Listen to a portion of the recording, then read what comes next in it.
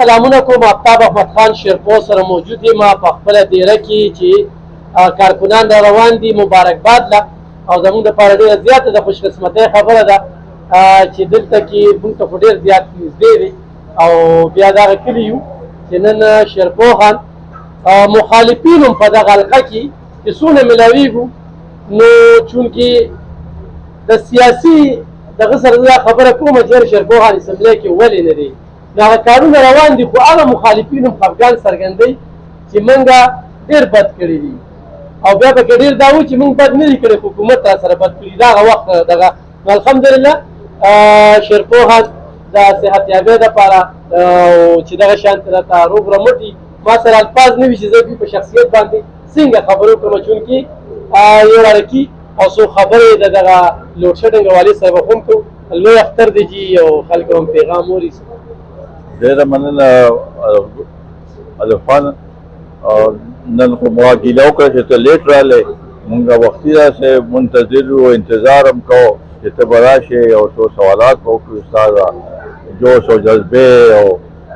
چې کوم طریقې سره ته د دې صرف د دې اشنغر نه بلکې د ټول صوبې نمایندګي کوې، نو په دې باندې ټول خلک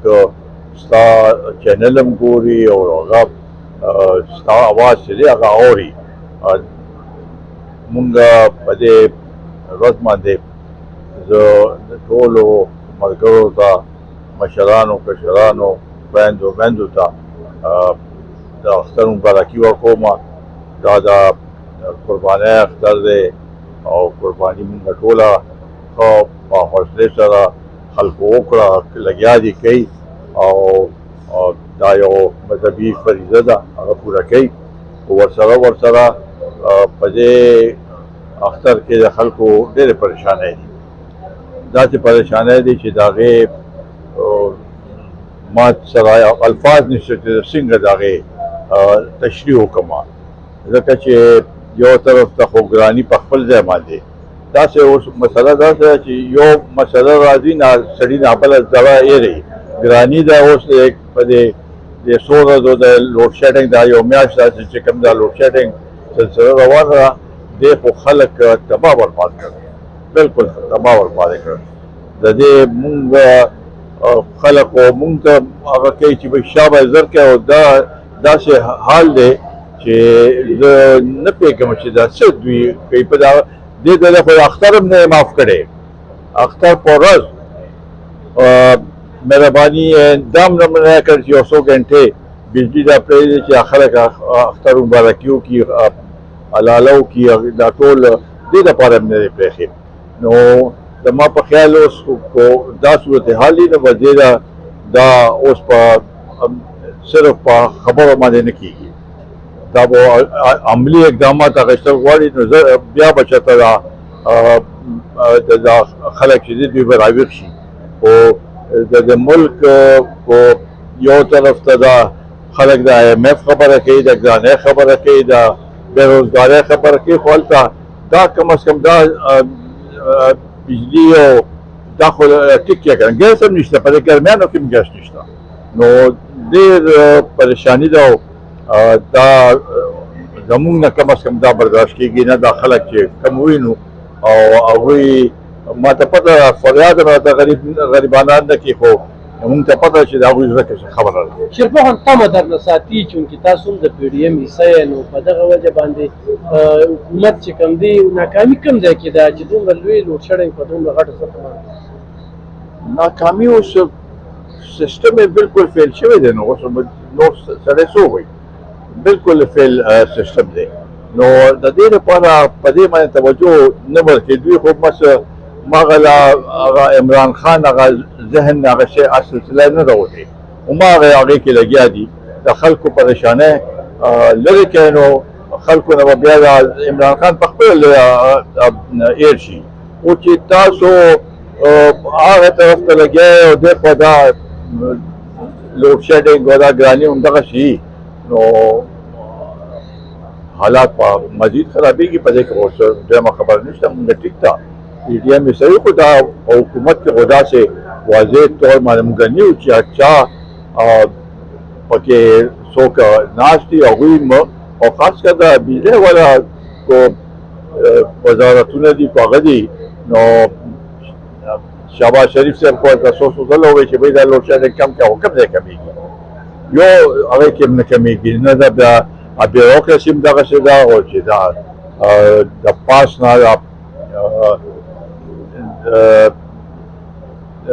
وزارتونه هم دغسې هغې باندې خاموش دي. دا خو حالات ښه نه دي.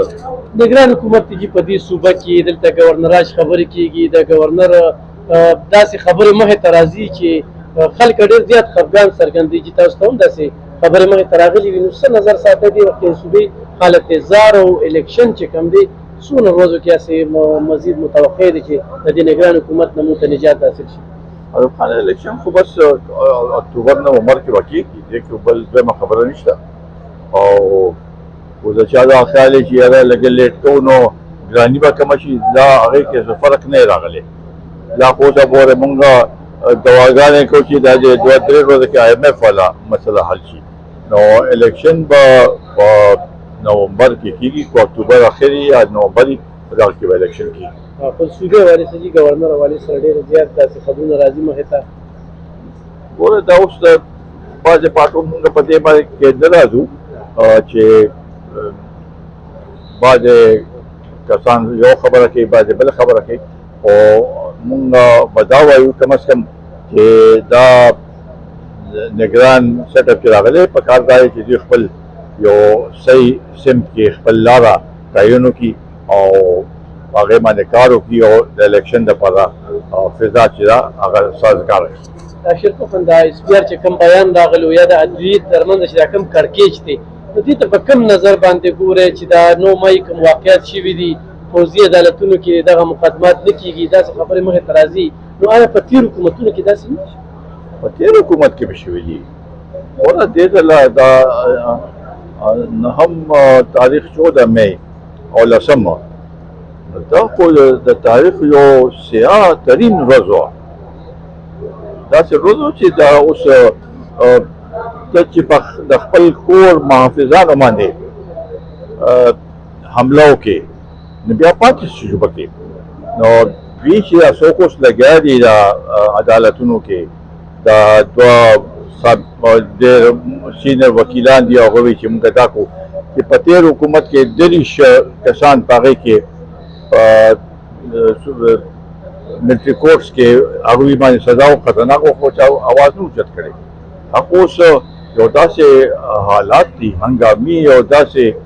حالات دي چې دې کې مونږ دا غواړو چې سر نه واخله تر لاندې پورې چې څوک پکې ملوث دی چې هغوی ته سزا میلاو شي. دا یو قومي فریضه ده اوس چې په دې باندې کار وشي او دا خلکو چې څوک پکې هغه دا ډېر د قوم سره ظلم کړی. که تاسو وګورئ دې کو دا په 2014 کې چې کوم صورتحال جوړ شوی او د په عمران خان او د پارټۍ په ټلویزیون باندې سټیشن باندې حمله کړې وه، په پارلیمنټ یې حمله کړې وه او پولیس والی والیو. نو هغه وخت کې کوی دې سدباب شو نن به ته خبر نه رسېږي. یو خو د خلکو په دا وی چې بس عمران خان ولا دغه ورکړو داسې ذهن ول جوړ کړو. نوجوانانو مونږ د نوجوانانو سره همدردي ده چې هغوی په غلط لاره باندې هغه کړو ده، خو وی چې بس ورځی پې هېڅ نه کېږي او دا خو بغاوت و مکمل بغاوت. په دې لحاظ سره زه وایم چې انصاف پکار دی، بالکل هر یو کس ته پوره انصاف ملاوېدل پکار دی، وکیل ملاوېدل پکار دی او ناجایزه نه کول پکار دی چې دوی خپل د کور کې د جرنیلانو باندې دا دی هغوی خلاف اکشن واخیستو. نو بیا خو په دې خبره پاتې نه شوه. شرکوف هم یو اخرنۍ پوښتنه کوم، زما چې څومره سربیه ده په دې علاقه کې ګرځو، ما چې څنګه شروع کړي وي هغه مخالف چې په نورو ګوندونو کې سیاست کوي، خو ستاسو شخصیت نه، کردار نه، کارکردګۍ نه، په دې علاقه کې د روزګار نه چې بابای روزګار په نوم باندې یادېږي، هر کور کې هر ځای کې هم کړي. نو راتلونکي دا تمه نه لري چې یاره شفاف انتخابات وشي لکه په تېر انتخاباتو کې دغه خلک هم مایوسه شو، ورکران هم مایوسه شو او یو داسې سیټ واغستی شو داسې چاته ورکړی شو چې هغه په چا په ذهن د ګمان کې ملاته نو څه نظر زیاتی چې راتلونکي د انتخابات په شفاف وي نو زموږ خو همدا مقصد دی اوس ځکه چې هغه چا چې عمران خان روست کړو هغوی په خپل بېستومانه شو چې دا موږ څه هغه وکړو د هغه ستومانۍ وجه ده اوس دا چې کوم سلسله روانه ده او موږ غواړو چې صحیح انتخابات چې هر چا ته میلاویږي چا اکثریت شو هغه ته حکومت میلاوېدل پکار دي او تېر انتخابات کې ډېر زیاتې شوی دی ډېر ظلم شوی دی او دا د قوم حق والی شوی دی او اوس پکار دا دی چې دا نوجوانان هم دا محسوس کړي او مشران هم دا محسوس کړي چې یاره چې کم مخکې د قوم حق والی شوی دی چې دې الله د هغې څه دفاع وکړي او په صحیح معنو کې الیکشن وشي کارګرانو ته به دې څه پیغام ورکوي الیکشن تیاری دپاره د خلکو زما په خیال اوس یو خو حوصله دې وکړي او لږ میدان ته دې روزي ور په کور دې وګرځي او هر یو د عوامو خدمت کول پکار دي چې څه مسلې دي د هغې کې تګ و دو کول پکار دي اوس د ناستې وخت نه دی د کور کې د ناستې وخت نه دی دا د مستقبل لپاره جدوجهد دی د مستقبل د نوجوانانو مستقبل د دې صوبې د ترقۍ مستقبل د دې صوبې د روزګار د مستقبل دی د دې نوجوانانو د روزګار مستقبل دی د هغې لپاره په جدوجهد کې او موږ ورته دا تسلي ورکوو چې انشاءالله تعالی دا الیکشن وشي او موږ ته پکې څه هغه میلو شي نو انشاءالله تعالی د دوی چې کوم مشکلات مسایل دي خوا د روزګار دی خوا د ترقیاتي کارونه دي خو هر څه موږ به هغې کې انشاءالله تعالی دا صوبه او دا سیمه او دا خور مخ روان دي شیرپور خان دا څنګه چې موږ د لوډ شیډینګ خبرې وکړو تاسو په ډېر سخت بیان راغی د څلور کاله وفاق کې یا د لس کاله کې د صوبه کې د پی ټي آی حکومت دوی څومره نقصان کړی دی چې دا قام په دې باندې هم لږ پېژنن په پی ډي ایم باندې دغه الزام لګي چې بجلي هم لاړه ګراني هم لاړه دا هم لاړل لږ راته جي د دننه خبرو کې چېرې کوم نقصانات شوي دي او د هغه نقصاناتو په وجه باندې نن دا قام هم دا قرباني ورکوي تاسو ورکوئ دوی اصل کې زه خو بس تقریرونه به دا کول چې زه راشم زه به دا وکړم یو کروڑ نوکري به میلاو شي 50 لکه کورونه به آباد شي ډیمونه به جوړ شي دا ټول خبره د کړي دي پکې هېڅ هم ونه شو د وی چې معیشت په ما سره داسې ټیم دی چې معیشت په ټیک د 200 ارب ډالر به بار نه به راشي هغه به زه هغه د بیروني ملکونو کې څومره خلک دي هغوی به پیسې رالېږي هېڅ ونه شو هېڅ هم ورسره د هغې نتیجه دا اوسه چې ده خو دا شی بس هغه واغېسته چې یاره زه بس حکومت کې مو بس ما څوک لرې کولی نه شي ته بیا خپل